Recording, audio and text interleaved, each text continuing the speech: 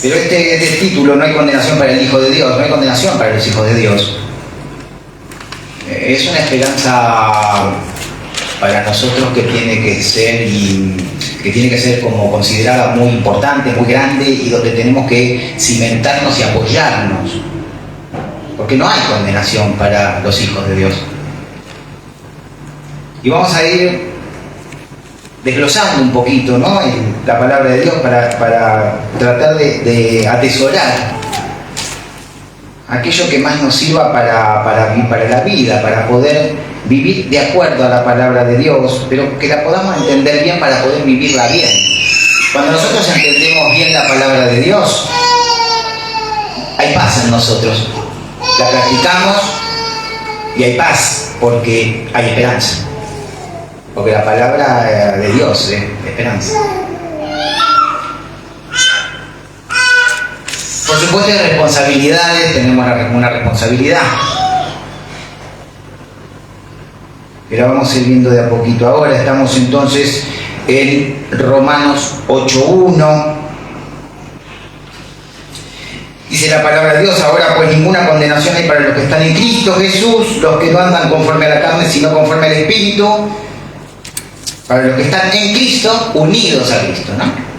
Unidos a Cristo por medio de la fe.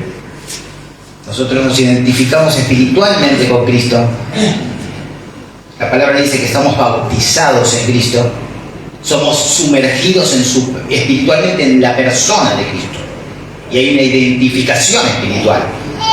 Es una unión muy fuerte, muy íntima, y estamos sumergidos en la persona de Cristo. Romanos 6. Hemos sido bautizados en Cristo Jesús, inmersos en su persona. Toda mi persona inmersa en la persona de Cristo. Y nos identificamos con Él y vivimos la vida de Cristo. Por eso podemos decir: Cristo vive en mí, porque estamos totalmente identificados y unidos espiritualmente con el Señor. Y ya no vivo yo, sino que Cristo vive en mí. Entonces, en este capítulo 8 nosotros estamos tomando un solo versículo, pero es un capítulo que habla de cuatro libertades cristianas. La primera es la liberación del juicio. Nosotros somos libertados del juicio, versículos del 1 al 4. Somos liberados de la derrota, versículos del 5 al 17. Somos liberados del desánimo, versículos del 18 al 30. Y somos liberados del temor, versículos 31 al 39. Para que usted después pueda leer. Si usted necesita los versículos, yo se los voy a dar después, para que usted pueda tomar el capítulo 8 de Romanos y ver estas cuatro verdades cristianas, verdades espirituales, las verdades de la vida cristiana, de nuestra vida cristiana. Fíjense, en el capítulo 8 entonces comienza con una frase liberadora: ninguna condenación hay, y termina con una frase esperanzadora: ¿quién nos separará del amor de Cristo? No hay condenación para los que están en Cristo. Y termina, ¿no? El corolario es: ¿qué nos separará del amor de Cristo? Del amor de Él por nosotros, cuidado. Del amor de Él por nosotros. Un amor perfecto que nunca termina. Esa es la garantía. Porque nosotros no amamos perfectamente. El Señor quiere que amemos mejor, en forma ágape, en forma desinteresada y sacrificial, pero no podemos amar perfectamente. ¿Quién nos separará del amor perfecto de Cristo por nosotros? Nadie. Termina diciendo, y si queda alguna duda, ¿no?, que la palabra dice: ni ninguna cosa creada. Nada. Nadie. Ni potestades, ni principado. Nada. Todo está bajo la autoridad de nuestro Señor Jesucristo. Y nosotros también, sujetos a Él. Entonces, entre esta frase esperanzadora o liberadora, no hay condenación, y ¿quién nos separará del amor de Cristo?, hay toda una expresión de victoria de la vida cristiana, una no derrota. Pablo quiere expresar, o el Señor quiere expresar por medio de Pablo, esta vida victoriosa, de no derrota en el cristiano.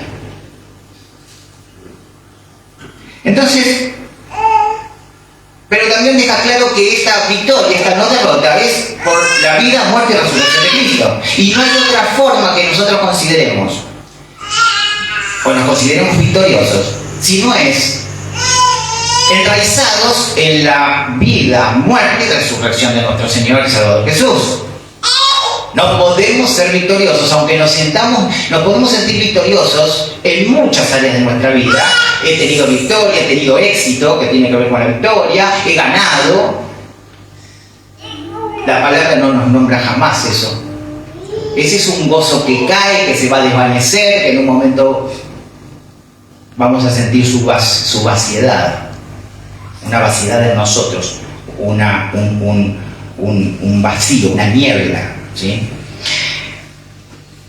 Nuestra victoria está en la vida, muerte y resurrección de Jesús. Nuestra no derrota. Entonces, otra cosa que deja claro el capítulo 8 es que esta vida victoriosa solo la podemos tener por medio del Espíritu que mora en nosotros, que nos guía, que nos lleva a la verdad de la palabra, que nos indica lo que debemos hacer, que debemos, inclusive qué actitudes, qué disposiciones debemos tener, ¿no? Porque hay una responsabilidad grande también en el libro de Romanos, y es que nos exhorta a tener una vida a la altura de lo que somos. ¿Y qué somos? Hijos de Dios. No por nosotros. Nos manda a vivir una vida a la altura de quienes somos en Cristo Jesús. Él pone la serie querer en sus hijos. Pero hay una responsabilidad. A veces se escucha, bueno, estoy esperando que él ponga la serie querer. Y mientras tanto, tengo una vida de un testimonio que no parece ser hijo de Dios. Pero estoy esperando que él ponga la serie querer. No, ya lo puso la serie querer, está la palabra. Quiere que crezcas, quiere que madures, quiere que seas mejor.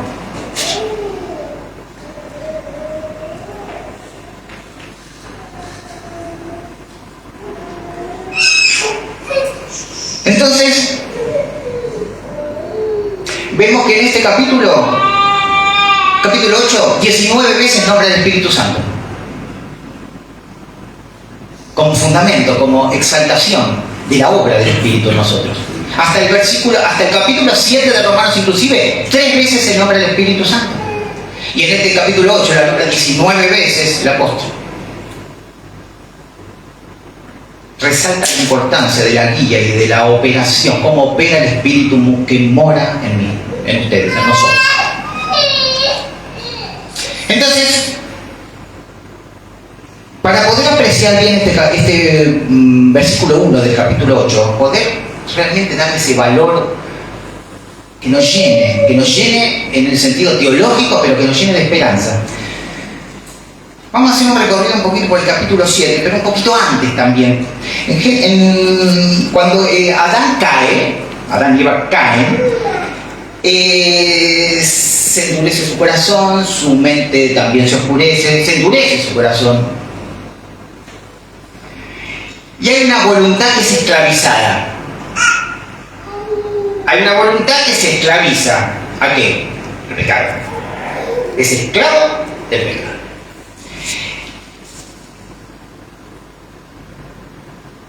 Y las cosas de ahí fueron empeorando. Cuando llegamos a Génesis capítulo 6, versículo 5, anótelos para la referencia, dice la palabra de Dios: el Señor vio que era demasiada la maldad del hombre en la tierra y que siempre estaba pensando en hacer lo malo. Demasiada maldad, siempre pensando, no a veces, en hacer algo, lo malo. Después viene el diluvio. Menos 8 personas perecen toda vida. Y si avanzamos rápido nosotros en la narrativa bíblica, llegamos a Romanos 1:18 que leyó el hermano. Porque la ira de Dios se revela desde el cielo contra toda impiedad e injusticia de los hombres que detienen con injusticia la verdad. Es decir, el Señor se enoja, no tolera el pecado, pero el que comete el pecado es el hombre. Por lo tanto, el Señor se airía contra el hombre también.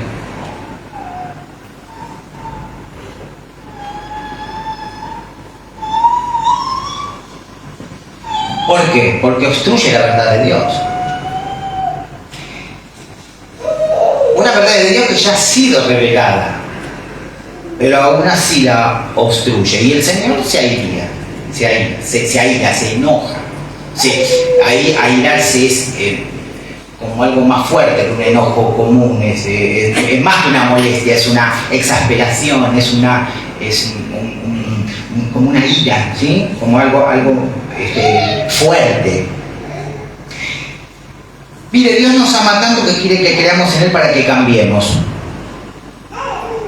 Muchas veces se está hablando ahora de un evangelio diluido. El Señor te quiere como sos, sí, pero el Señor quiere que cambies.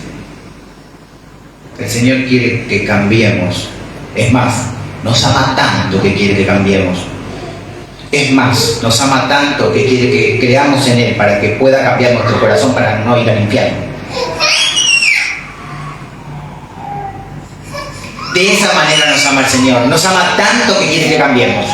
Nos ama tanto que quiere que creamos en Él para ir a la condenación eterna. Pero no hay condenación para los hombres que estamos en Cristo Jesús, para los que están en Cristo Jesús. Entonces parece que viene una noticia mala tras otra, ¿no? Es como ese día cuando empieza. ¿Vieron que hay días que empieza como mal? Uno siente que hay mucho obstáculo. ¿Cómo lo toma como algo malo? Si nosotros podemos tomar el obstáculo como algo bueno porque el Señor lo permite, también podríamos tener otra forma de estar en ese día, pero uno no quiere tener obstáculos. Nosotros queremos que las cosas nos salgan bien siempre, ¿o no? O lo que consideramos bien. Lo que consideramos bien. Entonces, todo mal, venimos leyendo que condena, que somos esclavos del pecado, que todo el pecado ha contaminado todo. Y de golpe aparece esta porción de la palabra. Romanos 8:1. No hay condenación para los que están en Cristo Jesús. Ya, digamos, entonces vemos que el favor que nos hizo el Señor tan grande y el privilegio que Él nos hizo sus hijos, nos permite disfrutar de esta no condenación. Claro, usted me dice, bueno, a mí me cuesta a veces entender, o no me pongo a pensar tanto en el infierno y en la condena eterna, pero cuando uno se pone a pensar un poco en eso, realmente, qué alivio llegar, o qué alivio cuando leemos Romanos 8:1. Pero no hay condenación para los que están en Cristo Jesús.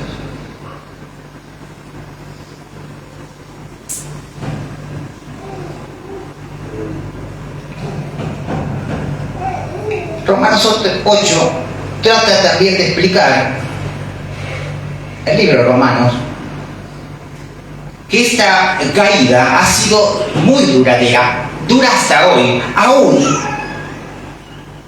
en los que somos de Cristo.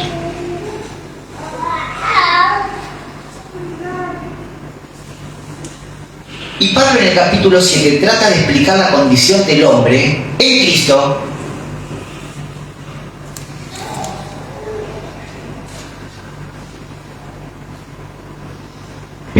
pero puesta la mira en esa parte no redimida del hombre, que a pesar de ser hijos de Dios, hay una parte de nosotros no redimida y hay una batalla. ¿Sí? Entonces,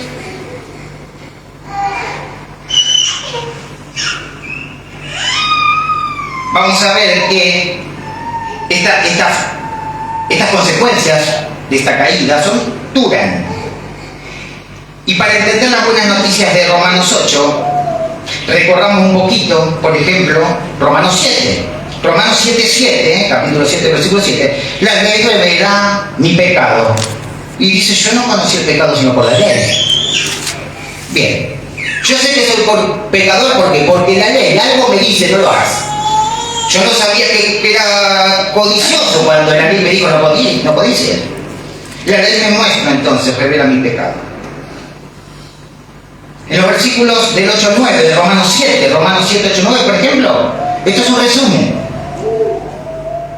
Como que la ley me estimula a pecar. Hay una naturaleza rebelde que aún queda en el cristiano, que tiende a buscar y hacer lo que nos dice que no hagamos. Usted dice, esto se parece a un niño. Dicen, porque somos como niños. Porque hay una rebelión que me hace buscar lo que me dice que está prohibido. En sí mismo no es, la ley no es en sí misma el estímulo. La naturaleza del hombre se estimula ante lo que me dicen, no lo hagas, para ser seducido a hacerlo. La ley no trae eso. Lo hacen, hicieron la ley, o se hizo la ley, el Señor hizo la ley, o decretó la ley, para que nosotros nos venga ese sentimiento. No, el corazón del hombre quiere transgredir lo que le dicen que no. Hay una naturaleza rebelde. Es la oportunidad de mostrar mi voluntad y hacerla valer cuando me dicen que no y yo lo hago igual. Y ahí son las voluntades que chocan, la voluntad de Dios con mi voluntad. Una en contra de la otra, el terco con Dios. Entonces,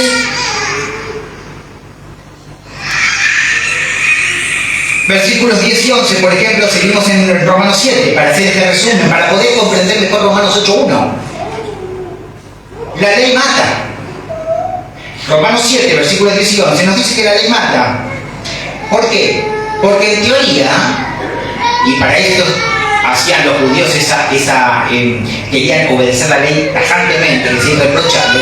En teoría, si yo puedo cumplir con toda la ley a perfección, ¿habría salvación? Sí, pero no puedo. Nadie salvo Cristo cumplió la ley a perfección y Él murió por nosotros para salvarnos ¿de qué? De la maldición de la ley. Fíjense todo lo que ocurre y el valor que le tenemos que dar a que yo no soy condenado, nosotros no somos, no hay condenación para nosotros. Pero fue por el amor de Dios que reveló, que la revelación terminó en Jesucristo, en carne, encarnado, para darnos esa posibilidad de poder reconciliarnos con Dios, con el Padre, para que no haya condena. ¿Sí?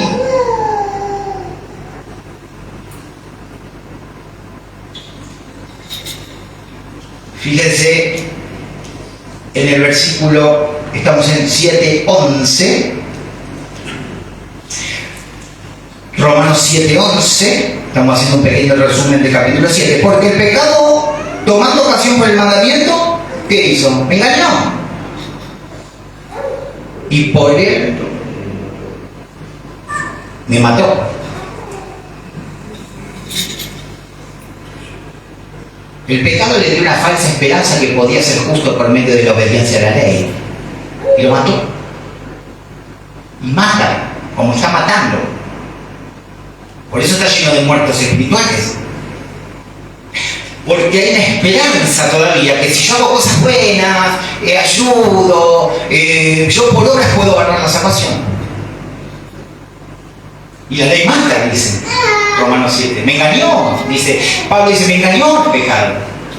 Me engaña el pecado. Nos lleva al mundo, a la gente incrédula, a los que no tienen una relación con Dios ni conocen realmente a Cristo. Andar tocando imágenes, andar tras unas obras creyendo inclusive que son buenos. Y y no hay justo ni aun uno. Y esto es lo que embota el entendimiento, esto es lo que deja ciego al incrédulo. Se enceguece, creyendo que él puede ganar la salvación haciendo algo por mérito propio.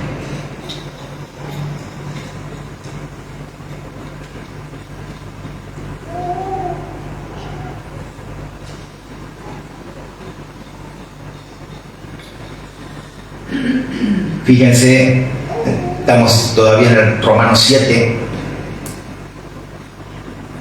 versículos 12 y 13. De manera que la ley a la verdad es santa y el mandamiento santo, justo y bueno. La ley es buena, la ley es santa. 13, Romanos 7, 13. Luego lo que es bueno vino a ser muerte para mí. En ninguna manera, sino que el pecado, para mostrarse pecado, produjo en mí la muerte, por medio de lo que es bueno, a fin de que por el mandamiento el pecado llegase a ser sobremanera pecaminoso. Fíjense, el apóstol Pablo no encuentra una palabra para caracterizar y para hablar del pecado que la misma palabra. Pecaminoso, pecado, pecado, pecaminoso. No encuentra una palabra para describir el pecado más que pecaminosidad. Error. Vivir a espaldas de Dios, buscar mi propia salvación, hacer mis propios planes.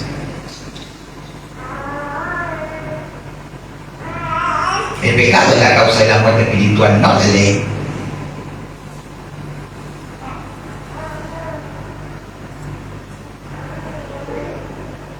Ahora, ¿qué revela la ley? Porque, bueno, la ley es buena y santa, nos ayuda a saber que nosotros somos pecadores, pero también revela la naturaleza de Dios, revela lo que agrada a Dios, y también sirve como un freno para que el hombre que no conoce a Dios no exprese toda su maldad. Acompáñenme a Romanos 2:15.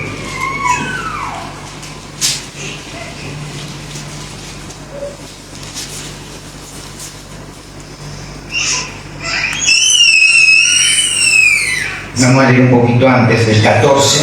Porque cuando los gentiles que no tienen ley hacen por naturaleza lo que es de la ley, estos, aunque no tengan ley, son ley para sí mismos. Y el 15, mostrando la obra de la ley escrita en sus corazones, dando testimonio su conciencia y acusándoles o defendiéndoles sus razonamientos.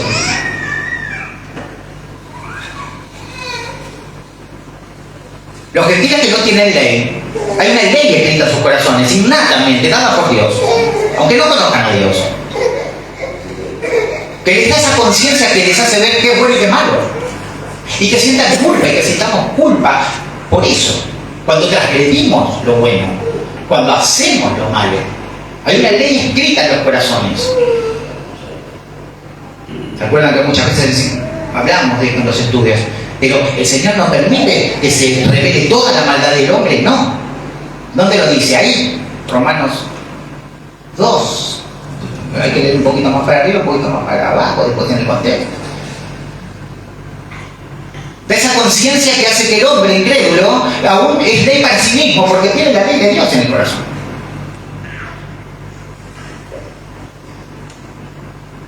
Fíjese que la ley es buena y santa. Y qué bueno que la ley me muestre lo que a Dios le agrada. Así yo en esta santificación que el Espíritu está obrando en mí, el Espíritu Santo, yo pueda tener una vida a la altura de lo que soy, un hijo de Dios.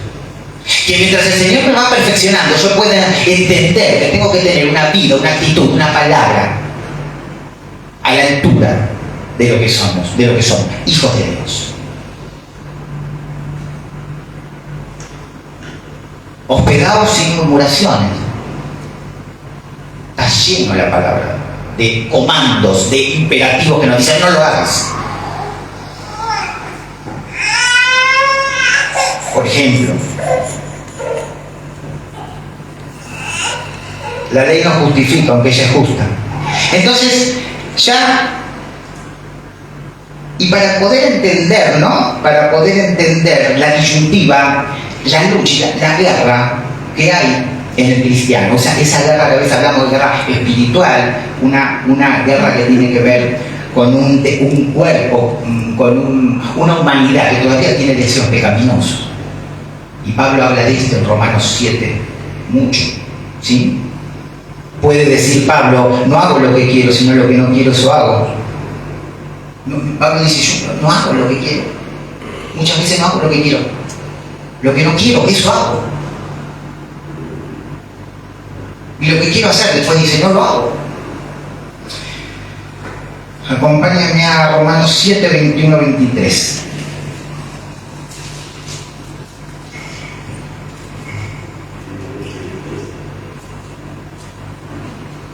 Dice la palabra de Dios, así que queriendo yo hacer el bien, hallo esta ley, que el mal está en mí. Porque según el hombre interior me deleito en la ley de Dios, pero veo otra ley en mis miembros, que se revela contra la ley de mi mente y que me lleva cautivo a la ley del pecado que está en mis miembros.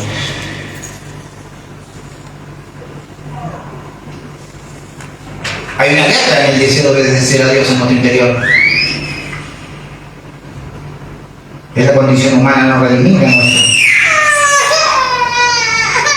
Pero también tenemos una nueva identidad en Cristo. Y Pablo llega a una conclusión acá mismo, cuando recién leímos. Versículo 24. Miserable de mí, ¿quién me librará de este cuerpo de mi muerte? Pregunta. Fíjense cómo se contesta. Gracias doy a Dios por Jesucristo, Señor nuestro.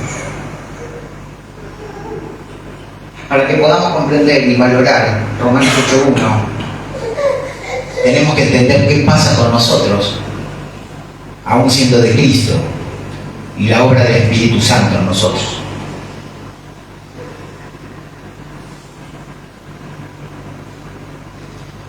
Acompáñenme a Romanos 6.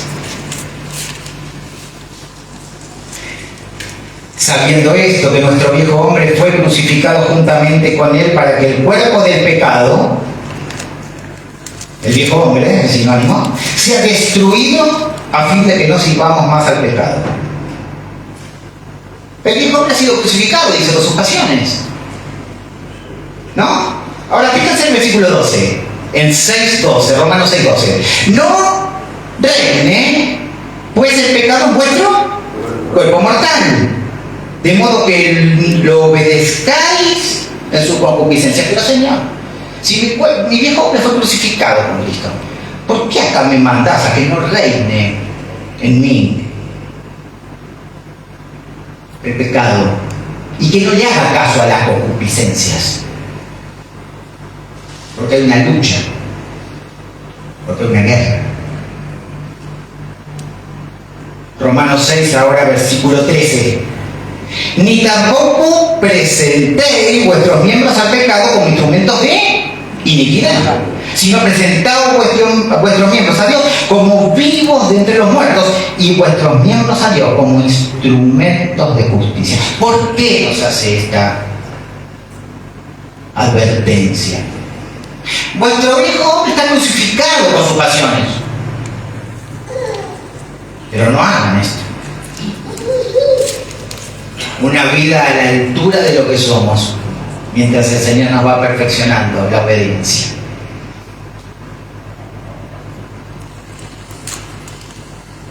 Para que lleguemos a Romanos 8.1, sabiendo todo lo que hace el Señor y lo que hizo, lo que hace y lo que hará por nosotros. Y lo que sigue haciendo hasta que estemos cara a cara con Él. Porque el Espíritu mora en nosotros para guiarnos, para interceder. Entonces,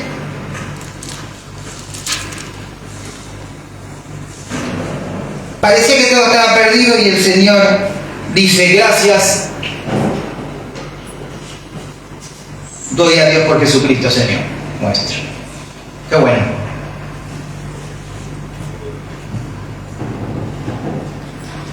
Y entonces, si Romanos 8.1, fíjense cómo empieza. Romanos 8.1. Ahora pues, por lo tanto, así que, con todo lo que vengo hablando hace un poquito, hace un ratito, dice Pablo, ¿Cuál es la conclusión? No hay condenación. Ninguna condenación hay para los que están en Cristo Jesús. Pero ¿cuáles son los que estamos en Cristo Jesús? Los que andan conforme a qué? Al Espíritu, pero no a la carne. Pablo concluye todo lo que viene hablando. Dice, por lo tanto, no hay condenación. O sea que, a pesar de mi condición, esta condición aún imperfecta, de nuestra condición, nosotros podemos gozar de salvación hoy, con todas las bendiciones que esto trae. Cuando habla de condenar, ustedes saben que condenación en la palabra es una palabra que se refiere a un juicio. Se habla de esto en el ámbito judicial, se hablaba, y también hoy. ¿Sí? Hay una condena y hay un veredicto que exige esa culpa. Es decir, me dijeron que soy esto, hay una sentencia, hay una pena. ¿Sí? Entonces, pero gracias a Dios, ¿no? Ahí en versículo, gracias doy a Dios por Jesucristo. Romanos 7:24. Gracias doy a Dios que puedo disfrutar de la salvación.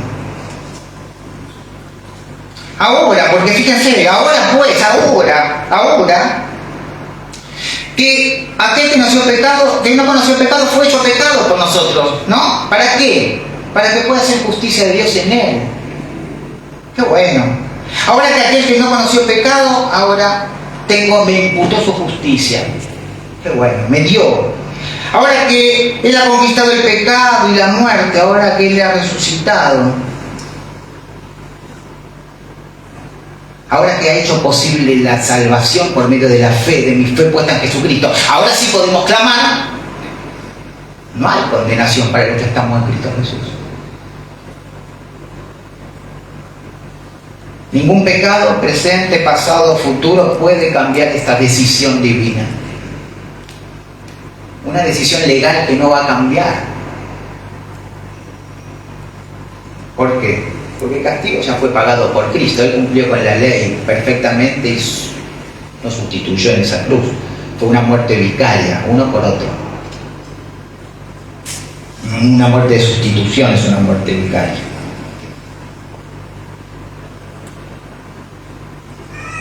Pero por otro lado dice, los que no andan conforme a la carne, sino conforme al Espíritu.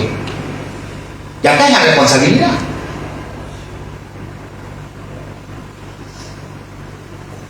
¿Por qué? Porque el Espíritu nos capacita ¿para qué? Para cumplir con la ley de Dios. Usted me puede decir, no, pero lo que pasa es que yo soy así, mi carácter. Sí, yo también. Todos somos así. El Señor nos ama tanto que quiere que cambiemos, recuerda. Es más, nos ama tanto que quiere cambiar. Que cambió ya nuestro corazón, pero que quiere perfeccionarnos. Nos reviste de fortaleza para tener victoria sobre nuestra naturaleza, que no redimida, lo que hablábamos antes. ¿Podemos cumplir con la ley de Dios por medio del Espíritu que muera en nosotros? ¿Podemos? Sí. También el Espíritu confirma nuestra adopción como hijos de Dios y nos garantiza la gloria eterna. Nos selló, nos poseyó, somos propiedad de Cristo. Ahora, ¿yo puedo pecar? Sí, pero también puedo no pecar. Esta es la diferencia con el incrédulo. Ya el pecado no se enseñorea del cristiano. Ya no tenemos que responder a él ni nos sometemos a él. Porque el Espíritu Santo que mora en mí me inclina a una dirección diferente, con otros deseos, con otros planes, con otras metas. Ya no soy hijo de ira. Ya no somos hijos de ira. Ya no somos prisioneros condenados. Soy una persona libre. Soy un hijo de Dios y coheredero con Cristo. Voy a heredar todo lo que tiene Cristo. Ya heredé parte porque, no totalmente, ya su vida está en mí. Vive en nosotros.